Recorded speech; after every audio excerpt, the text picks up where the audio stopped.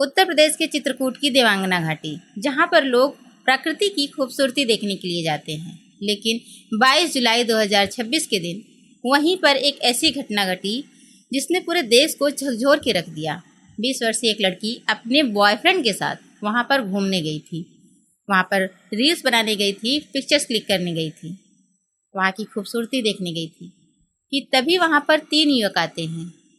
उन्होंने खुद को वन विभाग का कर्मचारी बताते हैं, जो कि न सिर्फ उस लड़की के साथ सामूहिक दुष्कर्म करते हैं बल्कि उसके नाबालिग बॉयफ्रेंड की बेल्ट से पिटाई कर हाथ पैर बांध कर वहीं छोड़ देते हैं। यह घटना है मध्य प्रदेश की रहने वाली 20 साल की एक नीट की छात्रा की, जो राजस्थान के कोटा में रहकर नीट की तैयारी करती थी। अब से करीब 2 साल पहले उस लड़की की एक लड़के से सोशल मीडिया के जरिए जान पहचान होती है।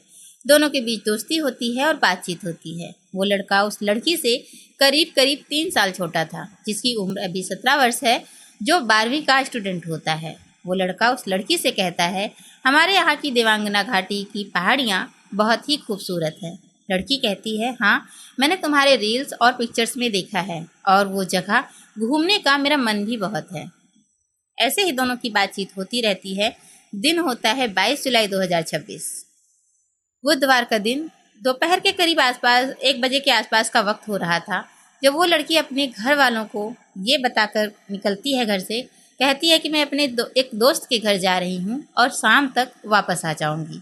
कॉलेज से छुट्टी लेकर, घर से परमिशन लेकर वो चित्रकूट के रामघाट क्षेत्र पहुँचती है, जहाँ पर उसका 17 साल का नाबालिग दोस्त उसका इंतजार कर रहा होता है। वो लड़की वहाँ पर पहुँचती है और यहीं पर वो दोनों पहली बार एक दूसरे के आमने सामने होते हैं।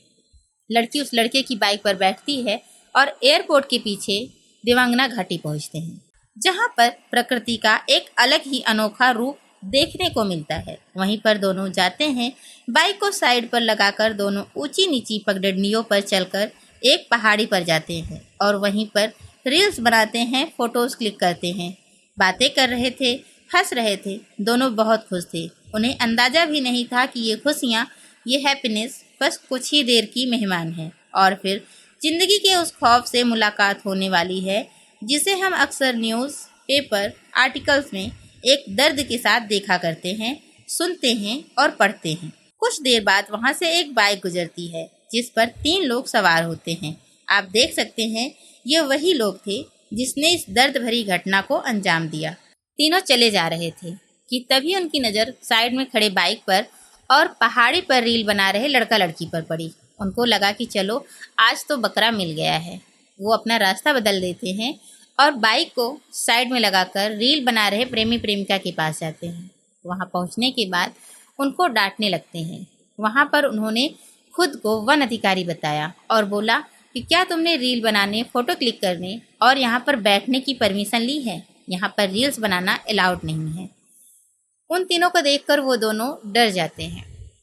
3 लोग थे, वो 2 लोग थे, तो डरना स्वाभाविक था। जैसे ही वो दोनों शोर मचाने लगते हैं, थोड़ी देर तो बातचीत होती है कि कुछ पैसे ले लो, लेकिन फिर भी वो तीनों नहीं मानते। लेकिन जब वो दोनों डर जाते हैं, उनको पता चल जाता है कि यहाँ से बचना आसान नहीं है, तब वो दोनों शोर मचाने की कोशिश करते हैं, ज़ोर ज़ोर बोलने लगते हैं, शोर मचाने लगते हैं, हेल्प मांगने लगते हैं। तब वो तीनों डांटते हुए कहते हैं कि ज़्यादा शोर मत मचाओ, नहीं यहीं पहाड़ी से नीचे फेंक दूंगा, किसी को पता भी नहीं चलेगा कि तुम दोनों यहाँ आए भी थे। इसके बाद उस लड़की को, नीट स्टूडेंट को, वो लोग बैड टच करने लगते हैं, यहाँ वहाँ छूने लगते हैं उसके बॉयफ्रेंड के सामने। जब वो बॉयफ्रेंड विरोध करता है तो अपनी बेल्ट निकालकर उस लड़के की पिटाई करते हैं। उनकी दरिंदगी की हद देखो कि इसके बाद भी वो गमछे से उस लड़के के हाथ पैर बांधकर वहीं छोड़ देते हैं। एक लड़का उसी नाबालिग के पास ही खड़ा रहा। बाकी के 2 आरोपी लड़की को जबरन झाड़ियों में ले गए और उसके साथ दरिंदगी की। वो लड़की रो रही थी, गिड़गिड़ा रही थी, हाथ पैर जोड़ रही थी, रहम की भीख मांग रही थी। उसका रोना उसके बॉयफ्रेंड तक भी जा रहा था। ये सारी बातें 17 साल के नाबालिग ने अपने बयान में बताया। उसने बताया कि दोनों आरोपियों ने उसका गैंग रेप किया, किसी को भी उस पर तरस नहीं आई। थोड़ी देर बाद जो बंधक बने नाबालिग के पास खड़ा था, वो लड़का भी झाड़ियों में चला गया और उसने भी लड़की के साथ दरिंदगी की। लड़की चीखती रही, चिल्लाती रही। नाबालिग ने किसी तरह अपना हाथ पैर छुड़ाया और भागकर अपनी गर्लफ्रेंड के पास पहुंचा। तब तक दरिंदे वहां से भाग चुके थे। वो लड़की वहां पर बेसुध होकर पड़ी थी। लड़का तुरंत 112 डायल करता है, लेकिन नेटवर्क नहीं आ रहा था तो फोन लग नहीं सका। वो और आगे किसी तरह जाता है और उसके बाद फिर से 112 डायल करता है। इस बार फ़ोन लग जाता है तो पुलिस को सारी वारदात, वहाँ की सारी कहानी बताता है। 4:45 पर पुलिस वहाँ पर आती है। उन दोनों की गंभीर हालत को देखते हुए उन्हें अस्पताल में भर्ती कराया गया। छात्र के बयानों के आधार पर संबंधित धाराओं में मामला दर्ज कर लिया गया। पुलिस को सीसीटीवी कैमरों में 3 संदिग्ध लड़के बाइक पर जाते दिखाई दिए। शक के आधार पर पुलिस ने एक व्यक्ति को हिरासत में ले लिया। सख्ती से पूछताछ के दौरान बाकी दोनों साथी का नाम बताया। जितेंद्र उर्फ भोले कल्ला गांव का रहने वाला, विवेक कुमार पटेल उर्फ सोनू रयपुरवा माफी का रहने वाला, प्रवीण पटेल मानपुर का रहने वाला, प्रेजेंट में कल्ला शिवरामपुर में रहता है। जितेंद्र की गिरफ्तारी के बाद पुलिस टीमें लगातार अन्य वांटेड की तलाश में जुटी हुई थी। 26 जुलाई 2026 को पुलिस ने 2 फरार आरोपियों को मछरियाहा तिराहा सड़क से अरेस्ट कर लिया। मुख्य आरोपी जितेंद्र के पिता ने बताया कि पहले जितेंद्र बेंगलुरु में किसी होटल में काम करता था। फिर उसने प्लान बनाया कि अब वो अपने गांव में ही एक ढाबा खोलेगा, जिसके लिए 20 अप्रैल को वापस गांव आ गया।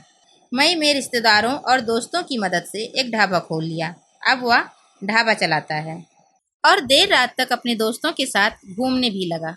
2 साल पहले उसने पड़ोस की बेटी आरती पटेल से लव मैरिज की थी। अब उसकी 5 महीने की एक बेटी है। घटना वाले दिन 22 जुलाई 2026 को जितेंद्र ढाबे का सामान लेने के लिए वहां से 6 किलोमीटर दूर जिला मुख्यालय करवी गया था और उस वक्त ढाबे पर उसके चाचा मौजूद थे। जितेंद्र को रास्ते में उसके दोस्त विवेक पटेल और प्रवीण पटेल मिल गए। इन सब में मुख्य आरोपी जितेंद्र ही था, जबकि जितेंद्र के पिता का कहना है कि मेरा बेटा ऐसा नहीं कर सकता, बल्कि वो दोस्तों के बहकावे में आ गया। इस न्यूज़ को लेकर सोशल मीडिया पर ये वीडियो वायरल हो रहा है, जबकि वो दूसरी घटना है जिसमें विक्टिम की डेथ हो जाती है और इस घटना में विक्टिम सही सलामत है। और इस केस में पीड़ित लड़की और उसके नाबालिग बॉयफ्रेंड की फ़ोटो को कहीं भी पब्लिक नहीं किया गया है।